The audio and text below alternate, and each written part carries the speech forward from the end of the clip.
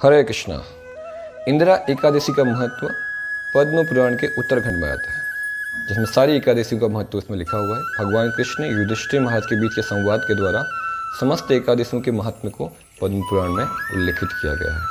तो जब इंदिरा एकादशी के बारे में युधिष्ठिर महाराज भगवान कृष्ण से पूछते तो भगवान कृष्ण इसका महत्व उन्हें बतलाते हैं।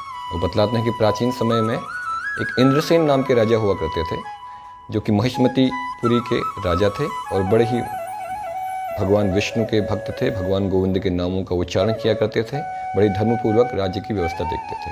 तो एक दिन उनकी राज्यसभा में स्वयं नारद मुनि प्रकट होते हैं। उनका उचित प्रकार से राजा आदर सत्कार करते हैं और उनके आने का कारण पूछते हैं। तो नारद मुनि उन्हें बतलाते हैं कि वो ब्रह्मलोक से यमलोक की यात्रा किए थे और वहाँ यमलोक में उन्हें उनके पिताजी के दर्शन हुए थे और उनके पिताजी ने उनको संदेश भेजा कि व्रत भंग के कारण उनको यमलोक जाना पड़ा, इसलिए उनके उद्धार के लिए वो इंदिरा एकादशी व्रत का पालन करें। और इसलिए नारद मुनि उनको आज्ञा देते कि आप अपने पिताजी के उद्धार के लिए इस व्रत का पालन कीजिए। तो नारद मुनि की आज्ञा मानकर राजा इंद्रसेन इस उत्तम इंदिरा एकादशी के व्रत का पालन अपने पत्नियों और पुत्र सहित अच्छी तरह से संपन्न करते हैं। और उसके परिणाम से उनके पिताजी गरुड़ जी में बैठकर भगवान के विष्णु लोक चले जाते हैं और स्वयं राजा भी अपना राज्य समाप्त करने के पश्चात वो भी भगवान के धाम चले जाते हैं। तो इस प्रकार से जो इंदिरा एकादशी का महत्व जो कोई भी पढ़ता है, सुनता है, उसको भी महान